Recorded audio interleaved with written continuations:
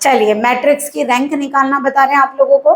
ध्यान रखिएगा, अगर कोई भी मैट्रिक्स है उसका डिटर्मिनेंट 0 नहीं आता, हाईएस्ट ऑर्डर वाला बता रहे हैं पहले, तो उसकी रैंक उतनी ही होती है जितना उसका ऑर्डर होता है, यानी कि उसके अंदर, या फिर कहिए ऑर्डर का मतलब 3x3 है तो रैंक ऑफ ए कितनी हो गई 3, अगर ये स्क्वायर मैट्रिक्स है, ठीक है।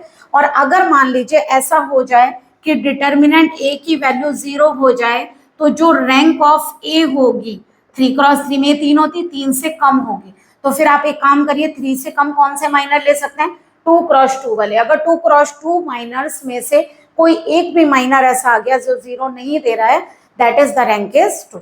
तो सबसे पहले हम इसका डिटर्मिनेंट फाइंड करते हैं। फर्स्ट रो के रेस्पेक्ट में एक्सपेंड कर लेते हैं, 1 के रेस्पेक्ट में करिए 7 3 जा 21, 5 4 जा 20 माइनस 2, 2 के रेस्पेक्ट में करिए 7 2 जा 14, है ना, और ये आ गया 4 3 जा 12 प्लस 3, 3 के रेस्पेक्ट में करिए यहाँ से 5 2 जा 10 एंड 9, बताइए कितना आया। डिटर्मिनेंट है ये हो गया 1, यहाँ से 2 आएगा तो कितना हो गया 4, और यहाँ से 1 आया दैट इज 3, ओ 0 आ गया। इसका मतलब अगर डिटर्मिनेंट है 0 तो rank of A less than 3 हो गई, यानी कि 3x3 था तो इससे कम आ गई।